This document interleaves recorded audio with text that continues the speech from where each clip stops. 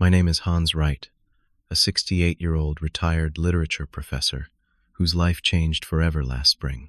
My wife Eleanor, the brilliant tech entrepreneur behind Wright Systems, passed away, leaving our $55 million estate in question. Our son Gregory looked me straight in the eyes at her funeral and sneered, "Dad, don't expect a dime from Mom's estate." His wife Amanda smirked beside him, adding, "We're in charge now." They thought they had it all figured out, until the lawyer read the first line of the will. Where are you watching from today? Drop your location in the comments, hit subscribe, and stay with me as I share how my late wife delivered justice from beyond the grave. I met Eleanor in the spring of 1980 at a university fundraiser in Boston. I was a young assistant professor of literature, surviving on ramen noodles and passion for classic American novels. She was the brilliant computer science graduate student everyone was talking about, already developing the algorithms that would eventually revolutionize database security. We were from different worlds.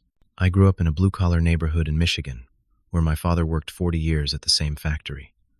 Eleanor came from a family of academics in Massachusetts, though they weren't wealthy by any means. "You explain Hemingway like he's sitting right beside us," she told me that night, her eyes sparkling with an intelligence that intimidated and fascinated me. I explained code the same way. We connected over our shared love of creating something meaningful, whether through words or technology. 6 months later, we were married in a simple ceremony, attended by colleagues and family. Neither of us had much money, but we had ambition and unwavering support for each other's dreams. Our tiny apartment near campus became command central for Eleanor's first business venture. I would grade papers at the kitchen table while she worked through the night, writing code that would eventually become the foundation of Wright Systems. When she needed to pitch to potential investors, I helped refine her presentations. When I published my first academic paper, she threw a surprise celebration. "We're building something together," she would say. "Your success is mine, and mine is yours." Gregory was born in 1985, just as Eleanor's company was securing its first major contract with a regional bank. I remember holding our son while helping Eleanor prepare for the meeting that would change our financial trajectory forever. "This is what it's all for," Eleanor whispered, looking at Gregory's sleeping face. "Everything we build is for his future." Those early years were beautiful in their simplicity. Gregory was a curious, happy child who inherited his mother's analytical mind, and, I like to think, my appreciation for storytelling. Eleanor would take him to the office on weekends, setting him up with picture books in the corner while she worked. At home, I would read to him for hours, watching his imagination flourish. Everything changed in 1995 when Wright Systems went public. Overnight, our household income went from comfortable to extraordinary. The IPO valued the company at over $100 million, with Eleanor retaining 30% ownership. We moved from our modest suburban home to a historic mansion in Boston's most prestigious neighborhood. Gregory, 10 years old at the time, suddenly found himself attending the same private school as children of Boston's elite families. I watched our son's transformation with growing concern. The sweet, inquisitive child began to be replaced by a teenager, increasingly obsessed with status and material possessions. His friends were no longer chosen for shared interests, but for their family names and vacation homes. Eleanor noticed too, but believed it was just a phase. "All teenagers rebel," she would say. "He'll find his way back to our values." But the environment at Westfield Academy reinforced everything we were trying to counteract. Success was measured in brand names and vacation destinations. Gregory began to see his mother's wealth, not as the result of decades of innovation and hard work, but as his birthright. By the time he left for Princeton University, our relationship had grown strained. His visits home became shorter and less frequent. When he did return, conversations inevitably turned to money and status, rather than ideas or experiences. It was during his junior year that Gregory met Amanda Hargrove, daughter of a banking family whose fortune had reportedly diminished in recent years, though their social standing remained intact. I remember Eleanor's concern. After meeting her for the first time at a holiday dinner, she asked more questions about the company valuation than about Gregory's studies. Eleanor confided to me that night. Something feels calculated. Nevertheless, Gregory was smitten. They were engaged 6 months after graduation, and we financed their $300,000 wedding at the Boston Harbor Hotel. It was an extravagant affair that made both Eleanor and me uncomfortable, but we wanted our son to be happy. Marriage will settle him, I suggested hopefully. Responsibility might bring back the Gregory we knew. Eleanor smiled but didn't respond. I later found out she had already begun private meetings with financial advisors, concerned about the direction our son was heading. After the wedding, Gregory half-heartedly joined Right Systems as a strategic consultant, a position Eleanor created hoping he would learn the business from the ground up. Instead, he expected an executive title and the corresponding salary, without demonstrating any real commitment to the company's mission. "Mom, I'm your son," he would argue during tense family dinners. "I should be positioned as your successor. Leadership is earned, not inherited," Eleanor would respond firmly. "Every person at that company has proven their value. You need to do the same." These conversations became our new normal. Holidays deteriorated into uncomfortable standoffs, with Amanda subtly reinforcing Gregory's position. They would arrive in a new luxury car, dressed in designer clothes, living a lifestyle that exceeded even the generous salary Eleanor provided. When Eleanor was diagnosed with aggressive pancreatic cancer 3 years ago, I expected it might reset our family dynamics. Instead, it accelerated the deterioration. While I rarely left her side during treatments, Gregory and Amanda made only occasional appearances, always seeming distracted and eager to leave. In the final months, I noticed Eleanor having hushed phone conversations with her attorneys and financial advisors. When I asked about these meetings, she would squeeze my hand reassuringly. "I'm making sure you're taken care of, my love, and trying to protect Gregory from himself."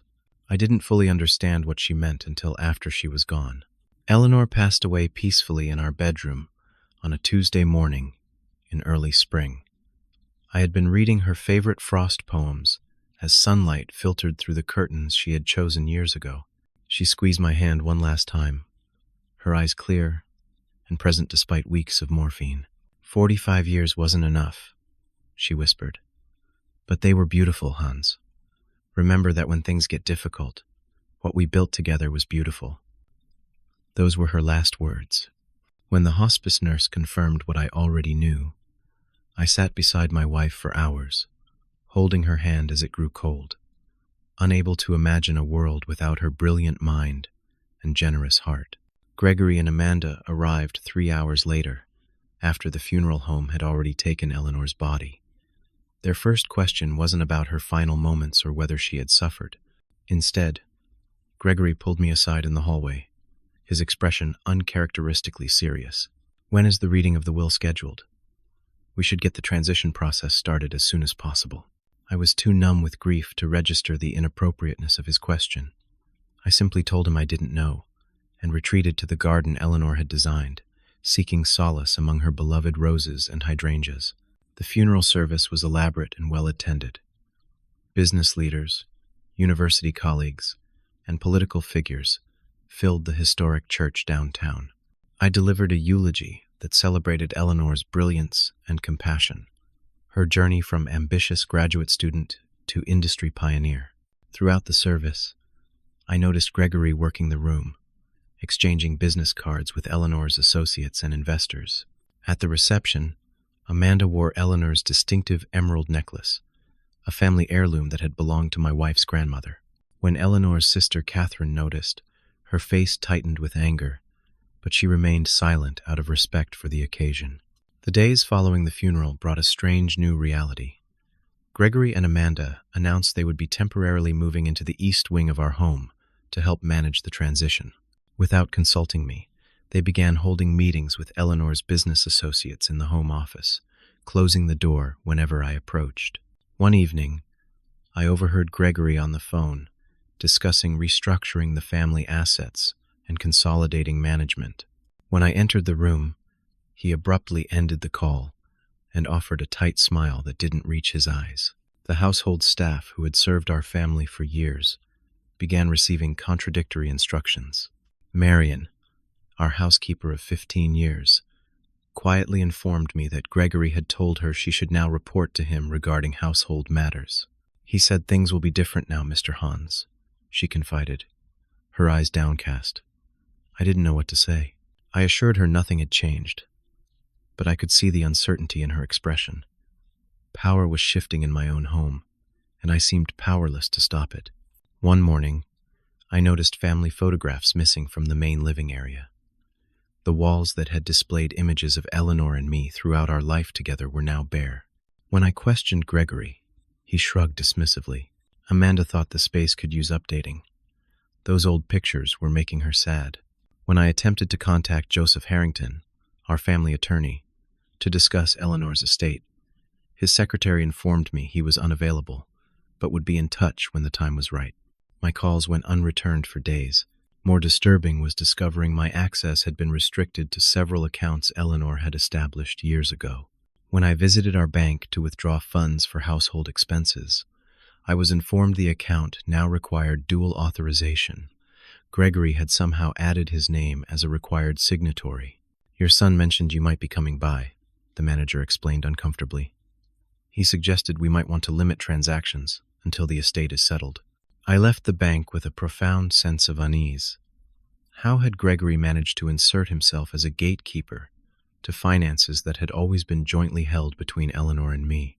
Meanwhile, Amanda had begun redecorating our home, bringing in fabric swatches and furniture catalogs, while Eleanor's personal items still occupied her closets and drawers. I found her one afternoon measuring the master bedroom for new drapes. "This heavy fabric is so outdated," she commented without greeting me. "We'll brighten the whole house up." "We?" I asked quietly. She glanced up, her expression a mixture of pity and impatience. "Gregory and I, of course. This place needs a complete overhaul if we're going to entertain properly." I retreated to Eleanor's garden, the one place that still felt untouched by their presumptive ownership. Sitting on the bench where Eleanor and I had spent countless evenings, I tried to understand what was happening. Had Eleanor really intended for Gregory to take control of everything we had built together? Had I somehow misunderstood our partnership of 45 years? The household staff, caught between loyalty to me and fear of Gregory's new authority, moved through the mansion with uncomfortable formality. Carlos, our groundskeeper, would secretly provide updates on conversations he overheard between Gregory and his business contacts. "They talk about the property like you are already gone, Mr. Hans," he told me one morning as we pretended to discuss the garden layout. "I don't think this is what Mrs. Eleanor would want." I found small comfort in Eleanor's private spaces. Her reading nook in the library still held her collection of first editions. Her nightgown still hung on the bathroom door, where she had left it before her final hospital stay. But even these sanctuaries felt temporary, as if they were simply waiting for Gregory and Amanda's attention to turn toward them. 3 weeks after Eleanor's passing, Gregory and Amanda invited me to Sunday breakfast on the terrace. The spring morning was crisp and beautiful, the type of day Eleanor would have spent happily tending to her early flowers.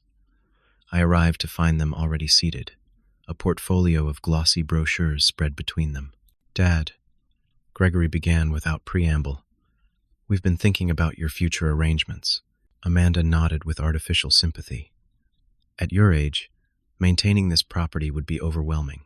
Before I could respond, Gregory pushed several brochures toward me.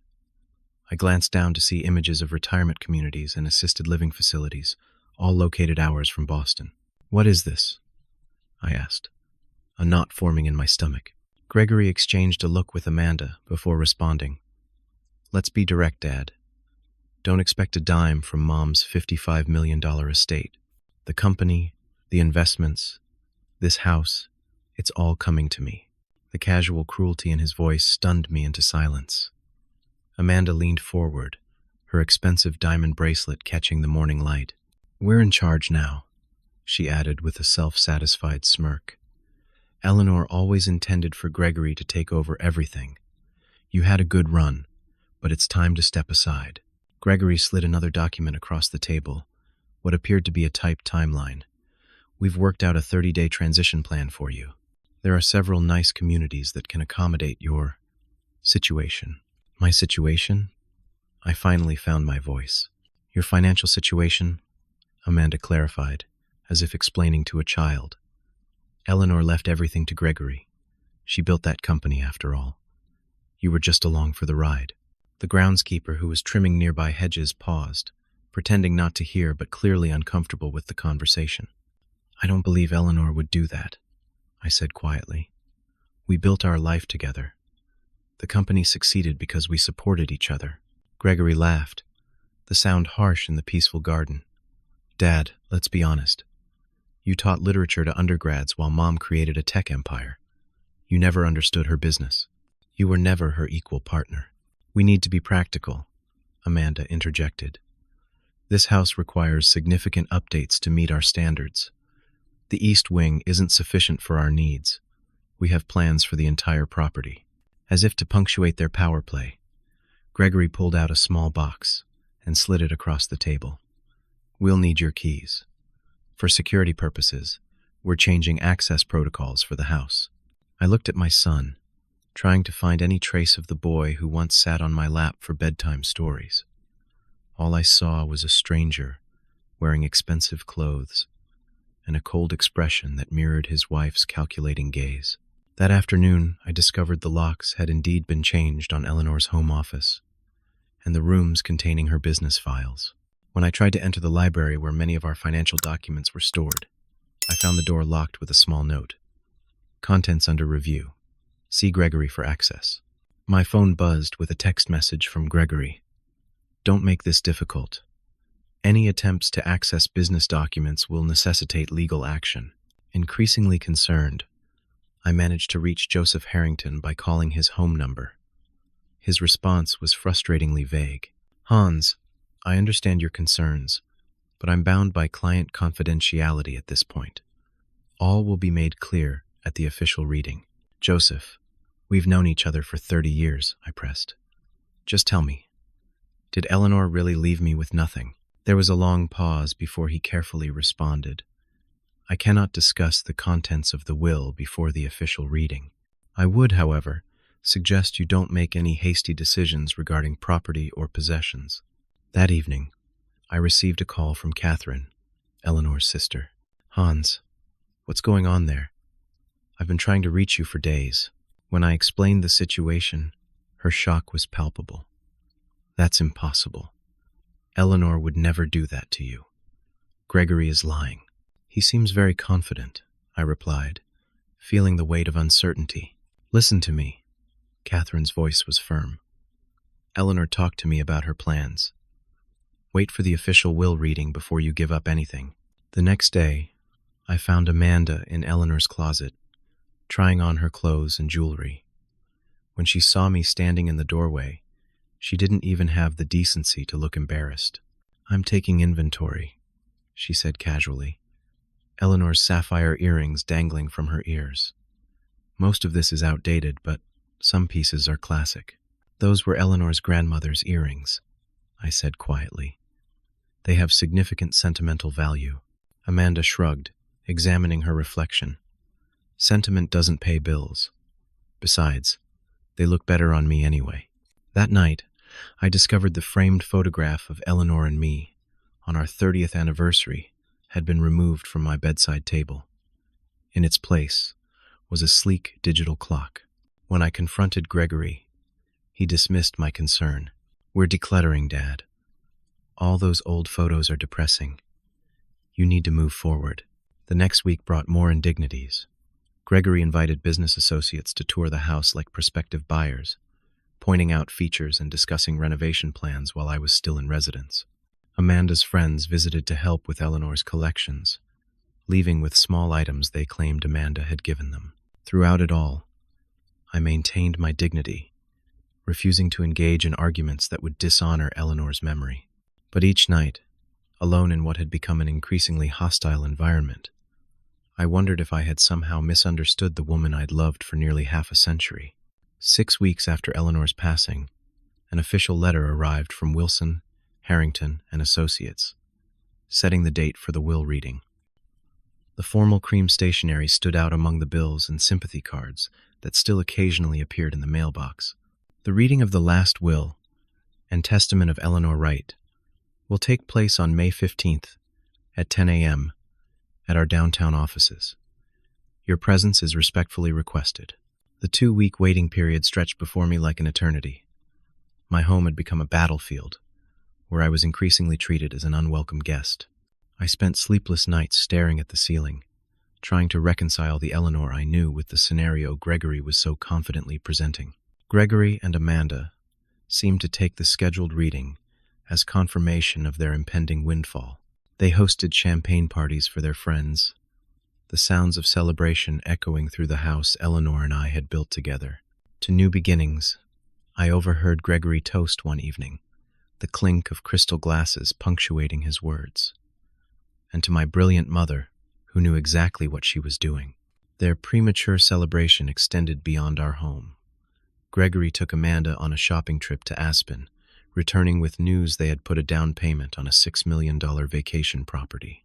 Just a little pied-à-terre for ski season, Amanda announced at dinner, a dinner I hadn't been invited to but stumbled upon when entering the dining room. You should see the views, Gregory. Show him the photos. Gregory glanced up from his phone, barely acknowledging my presence. You wouldn't appreciate it, Dad. It's a bit more contemporary than your taste. I learned they had also ordered 2 new vehicles, a custom Range Rover for Amanda and a limited edition Porsche for Gregory. The extravagance was stunning, especially considering the estate hadn't yet been settled. Amanda began hosting her socialite friends for lunch, showing off what she already considered her inheritance. I overheard her in the garden room, describing her plans for Eleanor's art collection. Most of it will go into storage, of course.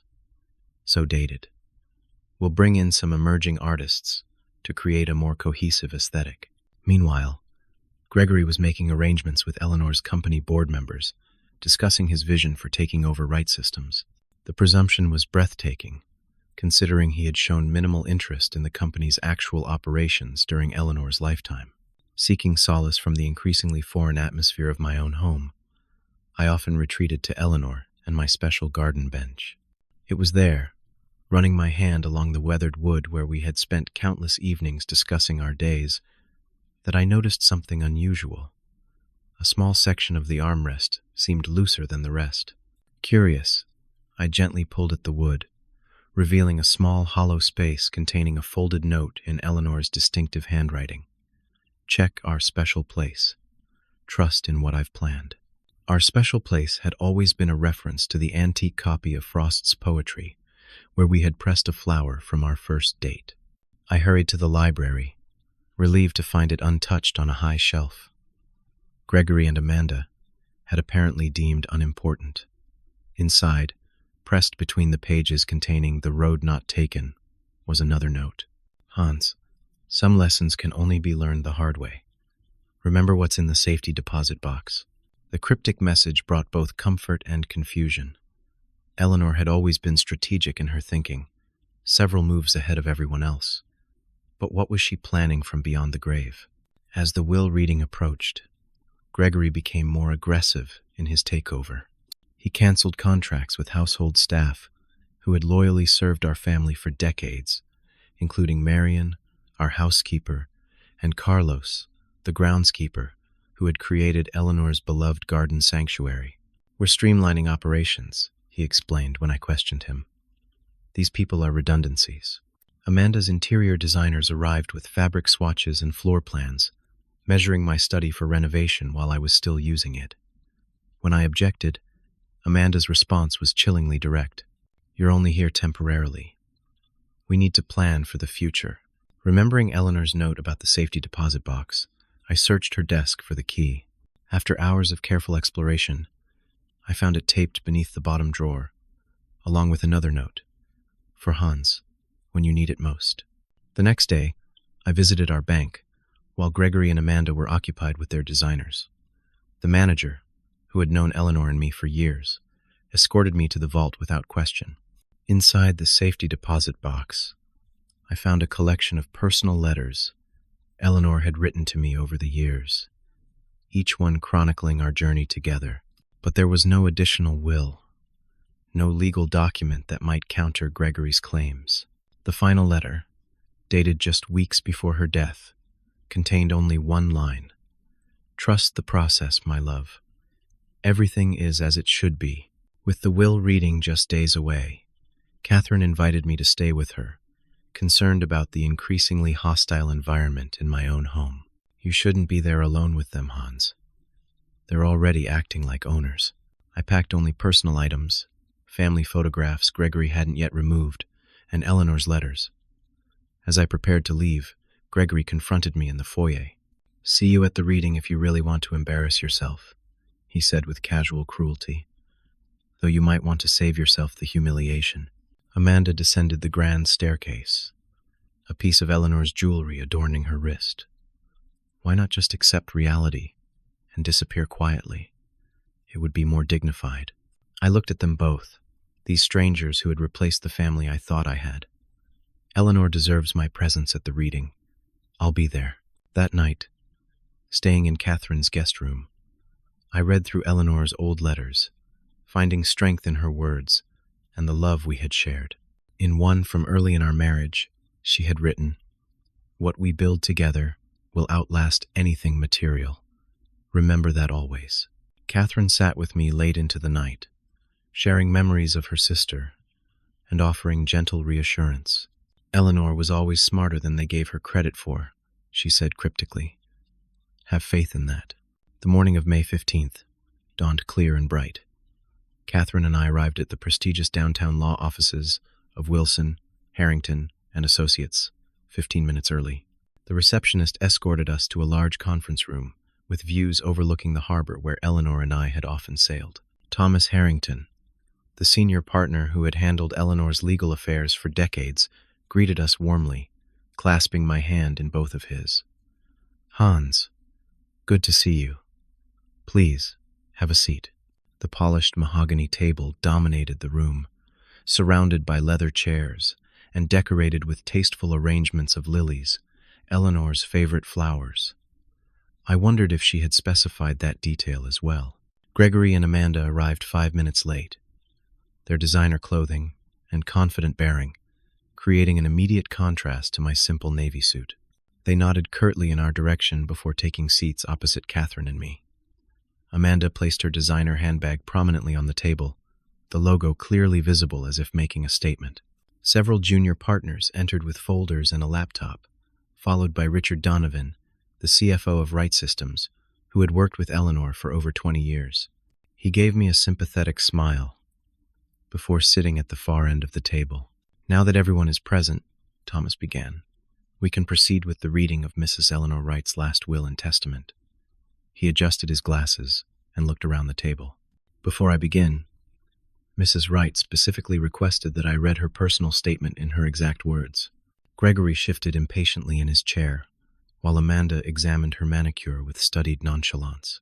Thomas unfolded a document bearing Eleanor's personal letterhead and began to read.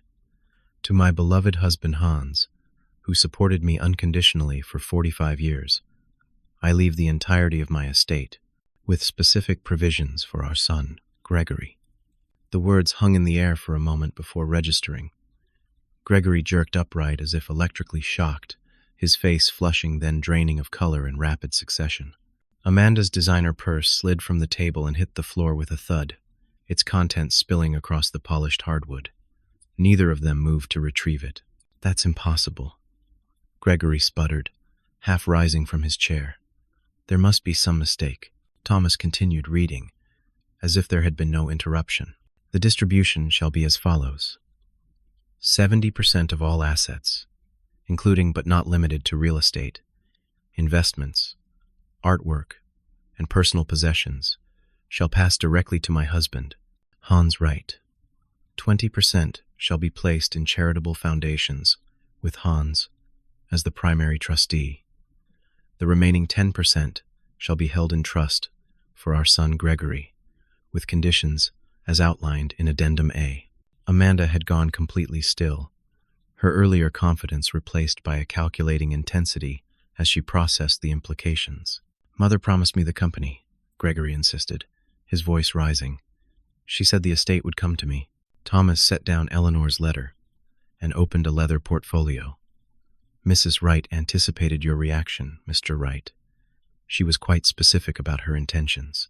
The company board has already been notified of the succession plan, which names Hans as the controlling interest holder, with day-to-day operations continuing under the current executive team." Gregory turned to me, his expression a mixture of shock and betrayal. "What did you do? How did you manipulate her when she was sick?" Thomas cleared his throat.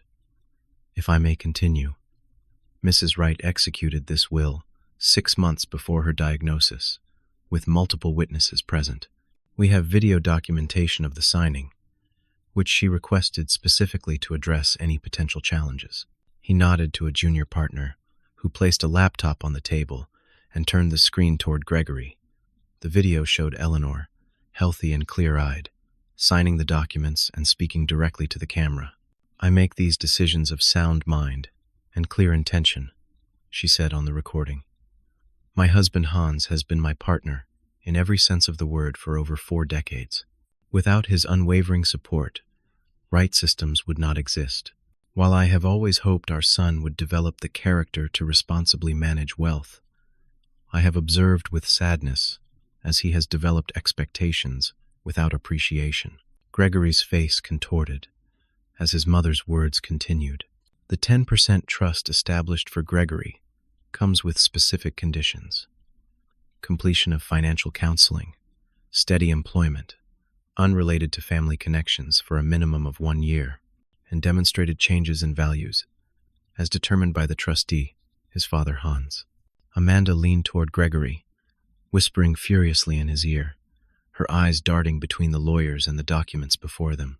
Thomas continued, "Mrs. Wright also left a personal letter for each of you, to be read privately. However, she did instruct me to inform you that she documented Gregory's statements about taking over after her death and his treatment of Hans during her illness. This documentation would become public record should there be any contest to the will." "We've already spent," Amanda began before catching herself, a flash of panic crossing her face. "Indeed." Thomas nodded. Mrs. Wright was aware of credit inquiries regarding properties in Aspen and vehicle financing, using anticipated inheritance as collateral. She specifically addressed this in her letters to you. Gregory slumped back in his chair, the reality of his situation becoming clear. Not only had he not received the windfall he expected, but he had already accumulated significant debt based on that expectation. "There's a contest clause," Thomas added, almost gently. "Any challenge to the will results in the automatic redistribution of the contester's portion to the designated charities." Mrs. Wright was quite thorough. "She can't do this," Gregory insisted, though his voice had lost its earlier conviction. "I'm her son." Thomas produced another document. "Mrs. Wright maintained a detailed journal documenting your behavior toward her and Hans over the past 5 years. She instructed me to provide relevant excerpts should you question her decision. I watched my son's face transition through shock, anger, and finally a dawning panic as he realized the extent of his mother's preparation. Eleanor had indeed been several steps ahead, as she had been throughout her remarkable life. "The formal transfer documents require your signature, Mr. Wright," Thomas said, turning to me and sliding several folders across the table. "As the primary beneficiary, you now have control over all assets formerly belonging to Mrs. Wright, with the exceptions as noted for charitable purposes and Gregory's conditional trust." Gregory and Amanda exchanged desperate glances, their carefully constructed future crumbling before them. The power dynamic that had defined our interactions since Eleanor's death had reversed in an instant. "This is a mistake." Amanda tried one last time, attempting to regain her composure. "Eleanor was ill when she made these decisions. She wasn't thinking clearly." Richard Donovan, who had remained silent throughout the reading, finally spoke. "Mrs. Wright discussed her estate planning with the executive team for years. This wasn't a deathbed decision. It was a carefully considered plan designed to protect both the company and her family legacy. Thomas nodded in agreement. The documentation is extensive and spans several years. Mrs. Wright was planning this long before her illness. As I signed the transfer documents, I felt Eleanor's presence, her strategic mind and loving heart guiding this final act of protection. She had safeguarded not only me, but also Gregory, though he couldn't see it yet. Perhaps one day he would understand this was an act of love, not punishment. "This is impossible," she promised me. Gregory's outburst shattered the momentary silence that had fallen over the conference room. He slammed his fist on the mahogany table, causing water glasses to rattle. "I'm her son, her only child. Everything was supposed to come to me." Thomas Harrington remained impassive, clearly accustomed to emotional reactions during will readings. "Mr. Wright, your mother's wishes are legally binding and exceptionally well documented. I would strongly advise against any contest, given the clear contest clause and extensive evidence of her intentions." Amanda's cold calculation was visible as she processed the new reality. Her eyes darted from document to document, searching for loopholes or weaknesses in the legal framework Eleanor had constructed. "There must be grounds for invalidation," she insisted, her voice controlled, despite the tension evident in her posture. "Undue influence, perhaps?" Hans had unlimited access while she was medicated. Thomas shook his head. Mrs. Wright anticipated such claims. She had independent psychological evaluations conducted before and during her illness to document her cognitive capacity. Additionally, she recorded video statements explicitly addressing her reasons for the distribution, with no other parties present. Their desperate legal arguments met the same calm, methodical responses from Thomas and his team. Eleanor had indeed thought of everything, closing every avenue of challenge with meticulous preparation. After 30 minutes of increasingly futile objections, Gregory stormed out of the conference room, Amanda trailing behind him with her hastily gathered belongings. Through the glass walls, I could see them arguing intensely in the reception area, Gregory gesturing wildly, while Amanda's expression grew increasingly frigid. Catherine placed her hand on mine, her eyes filled with a mixture of sadness and vindication. Eleanor knew exactly what she was doing. She always did. I sat quietly, processing the conflicting emotions washing over me. Relief at being protected from Gregory, and Amanda's schemes competed with profound sadness at what our family had become. This wasn't a victory to celebrate, but the necessary resolution to a painful chapter. The consequences of Eleanor's decisions materialized rapidly. Within days, the financial team Eleanor had assembled provided documentation showing Gregory and Amanda had accumulated nearly $800,000 in debt against their anticipated inheritance. The vacation property deposit, the luxury vehicles, and numerous high-end purchases were all financed based on assets they never actually possessed. The repossession notices began arriving almost immediately. The custom Range Rover disappeared from their driveway, followed by the Porsche that Gregory had driven exactly twice. The property developers in Aspen initiated legal action for the broken contract, demanding the remainder of the substantial deposit. Gregory's increasingly desperate phone calls began 3 days after the reading. The first few were angry accusations, blaming me for manipulating Eleanor and stealing what he considered his birthright. As financial realities tightened around him, the tone shifted to bargaining.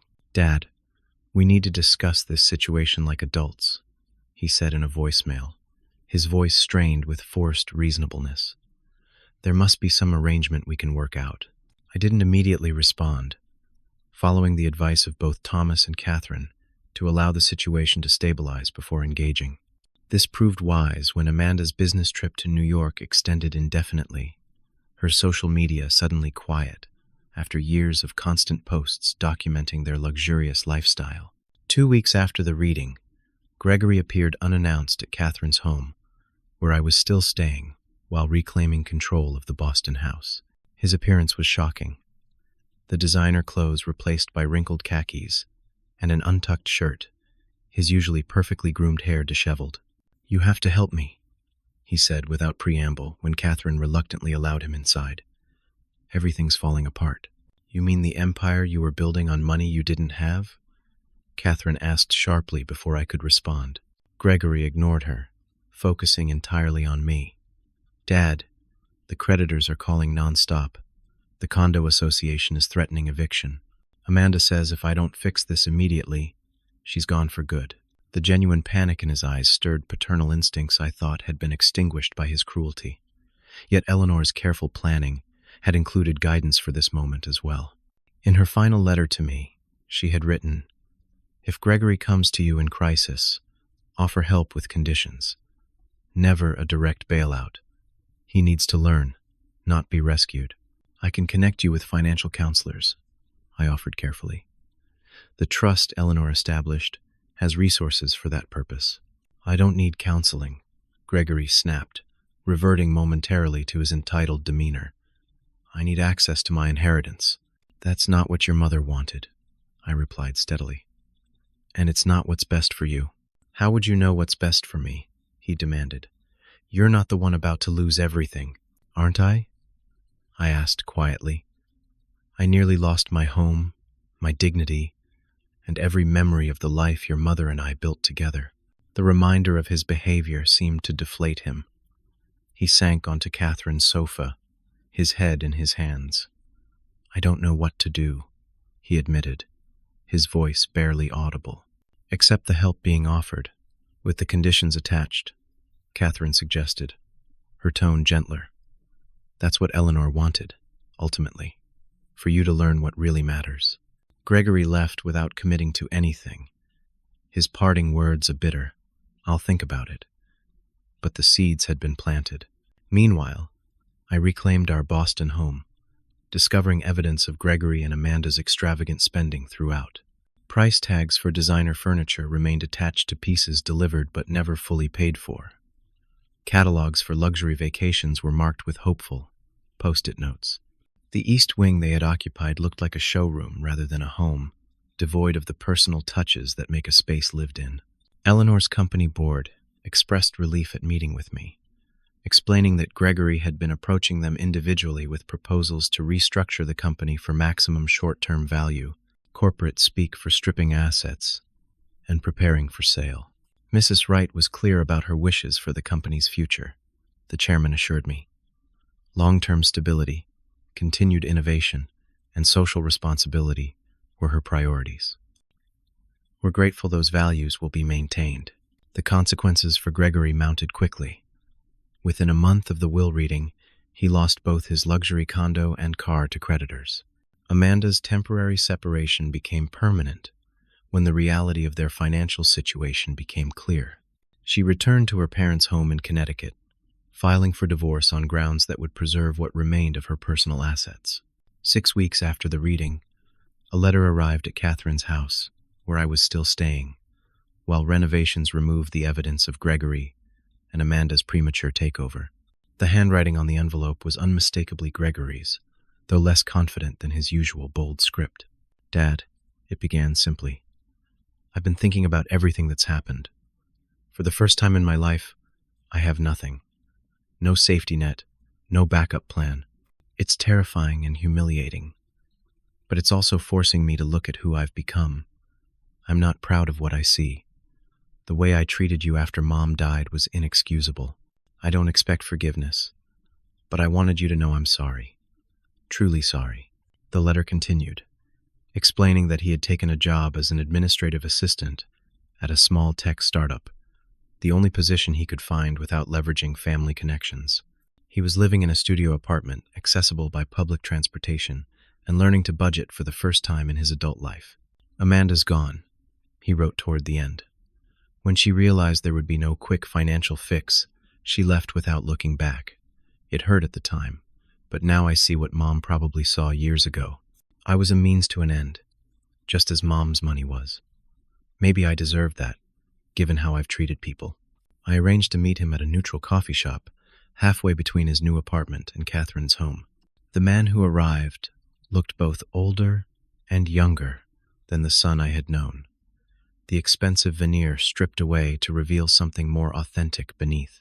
"I didn't think you'd come," he admitted, stirring his simple black coffee nervously. "Your mother would want me to," I replied honestly. For the first time since childhood, Gregory spoke without calculation or agenda. He acknowledged his entitlement, his poor treatment of both Eleanor and me, and his shallow values. When I asked what had prompted this reflection, his answer surprised me. The day after I lost the condo, I had to ask a coworker for a ride home, he explained. This guy I would have ignored completely a few months ago. He not only drove me, but he helped me move my stuff to the new place, then invited me for dinner with his family. They have nothing by our old standards, but they were happier than Amanda and I ever were. It made me wonder what else I got wrong. We talked about Amanda's true motivations, a painful but necessary conversation. Gregory admitted she had been explicitly clear about her expectations for their life together, which had always included controlling Eleanor's fortune. She had our life planned around Mom's money, he said, a new self-awareness in his expression, and I never questioned it, because it matched what I wanted too.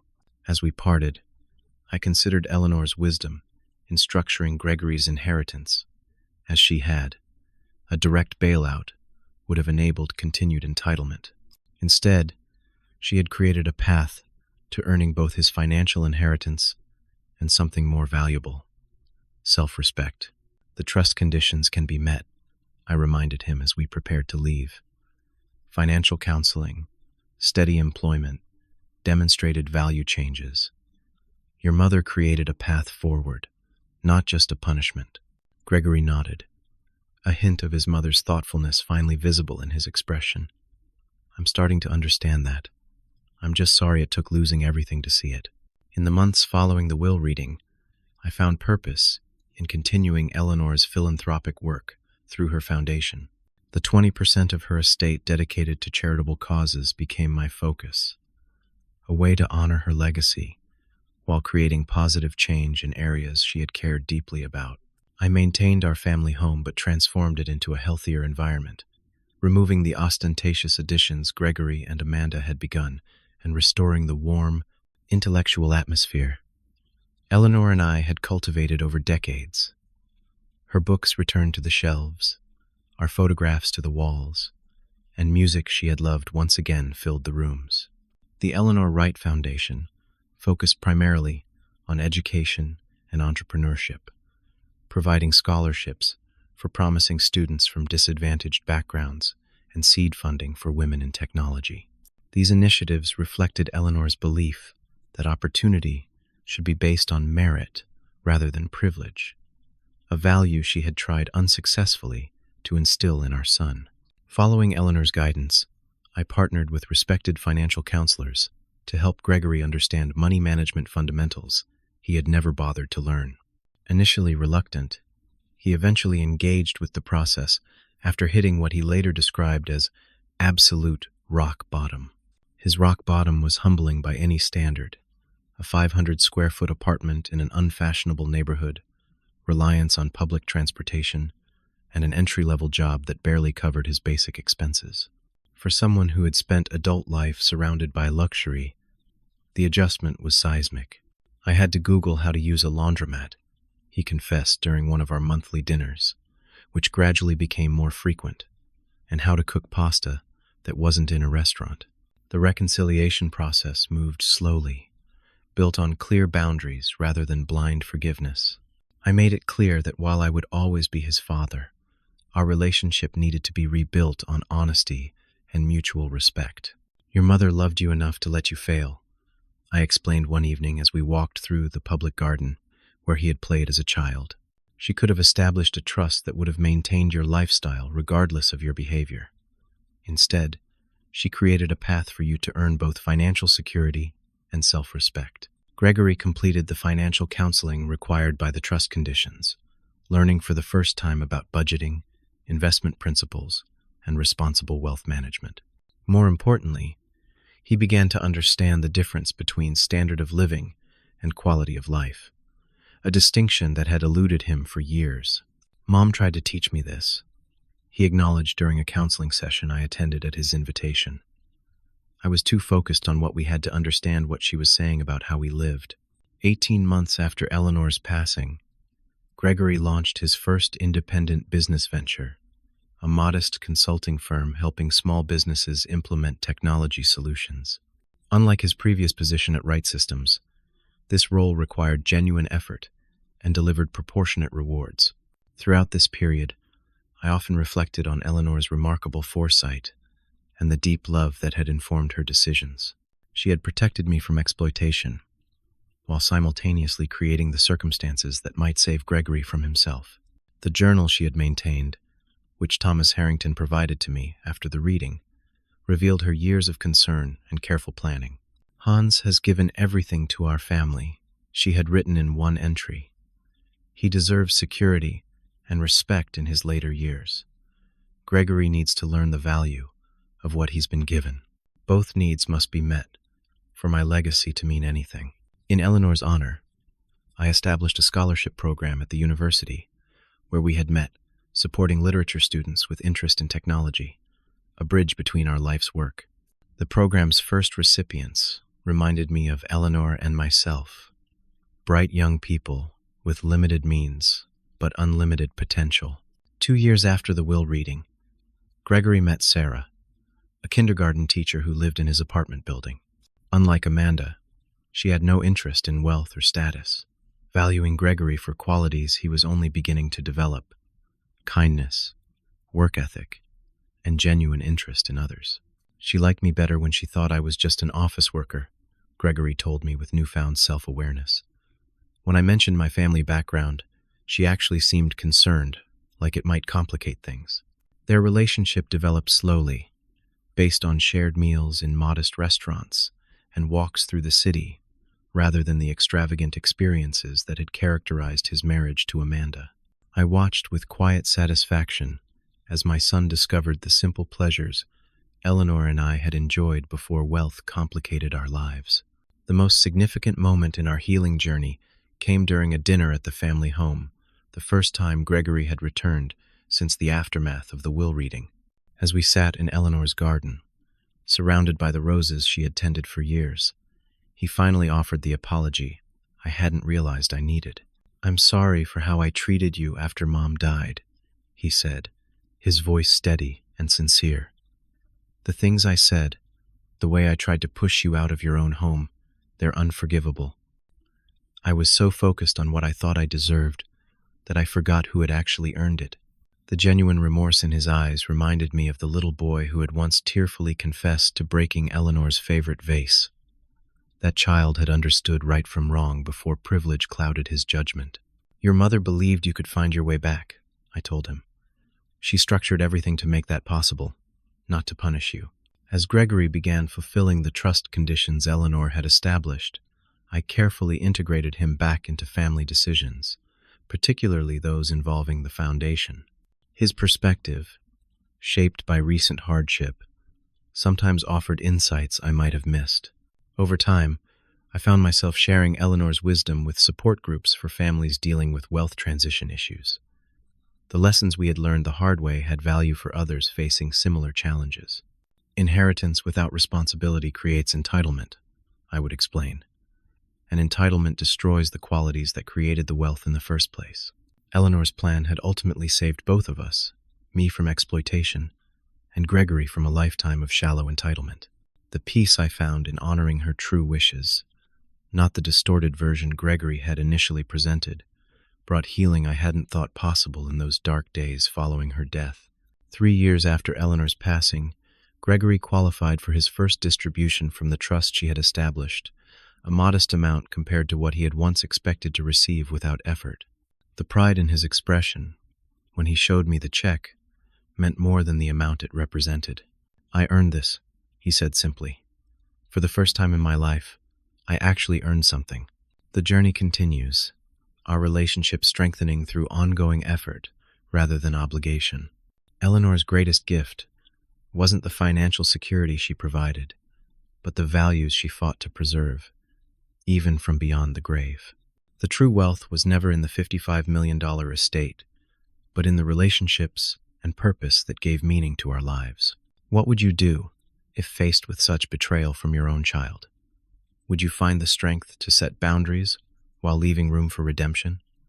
Share your thoughts in the comments below. If this story resonated with you, please hit the like button and subscribe to hear more real-life experiences that remind us what truly matters isn't measured in dollars. Thank you for listening to my journey, and remember that sometimes the greatest acts of love aren't the easiest to recognize when they happen.